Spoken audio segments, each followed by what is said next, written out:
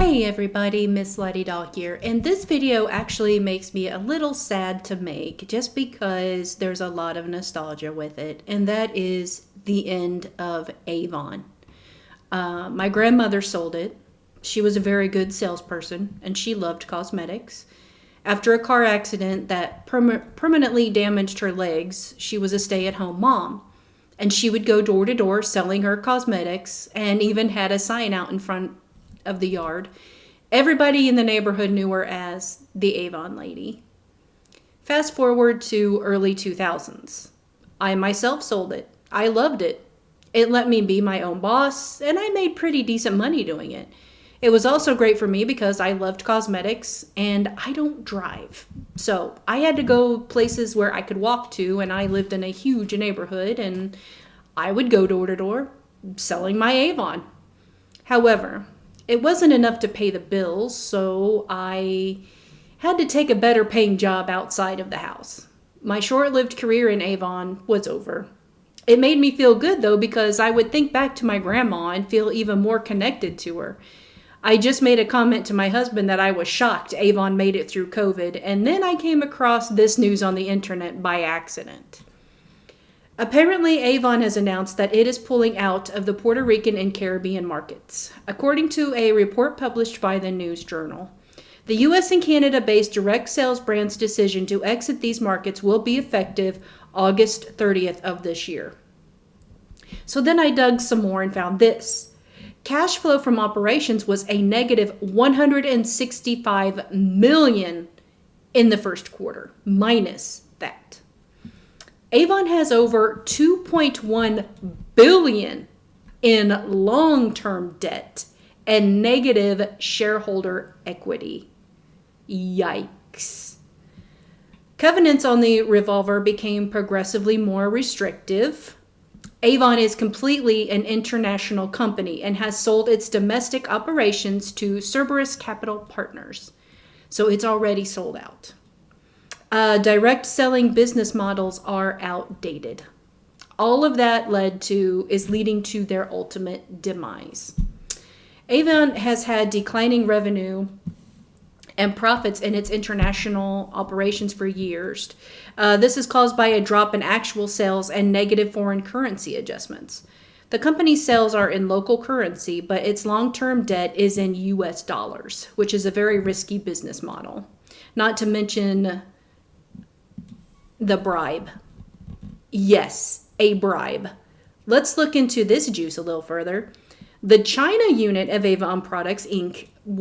Pleaded guilty in connection with a bribery scheme, and Avon agreed to pay $135 million to resolve related civil and criminal charges. U.S. District Attorney George Daniels accepted the plea and approved an agreement to defer the charges, which the direct seller of beauty products had disclosed it had reached earlier this year to resolve a multi-year foreign bribery investigation. Half of the settlement amount covers a criminal fine, and the other half covers civil charges from the U.S. Secretaries and Exchange Commission. Avon's general counsel, Jeff Benjamin, admitted at the Manhattan federal court hearing that from 2004 through 2008, Avon China executives and employees provided gifts to Chinese government officials and inaccurately represented the expenses on its books. Avon China's conduct in this regard was wrong and violated its own policies and the policies of Avon Products Incorporated, Benjamin said. According to the SEC complaint, Avon paid Chinese officials who could help it obtain a direct sales business license, avoid fines, and suppress negative news stories in state-owned media. The SEC said Avon made 9,600 payments totaling $1.65 million for the officials. It said one 2007 expense report listed $8,100 in entertainment for government officials in the same 2 months that Avon China was negotiating a certification for apparel of sale there. Avon also provided officials tens of thousands of dollars in tickets to the China Open tennis tournament and provided gifts including Louis Vuitton merchandise, Gucci bags, and Tiffany pens, according to the complaint. So from the sounds of it, Avon's time is limited. So that doesn't surprise me at all. Yes, they made it through COVID, but they're buying their way in to China, apparently. And while they're in China, they were trying to buy their way into other countries as well. And it's not going to happen. They're billions in debt. They got people bribing people to take their product, and it's just, yeah, it's a big fireball and it's about to explode, and I believe Avon is done. They don't even show any commercials at all. And they did, off and on. I would occasionally see an Avon commercial. No. I haven't even seen, sometimes you would go into like a laundromat or some place like that, or like a post office or something, and you'd see somebody selling Avon and they'd have like a book or two there. I haven't seen that in years. Like, yeah, not since COVID.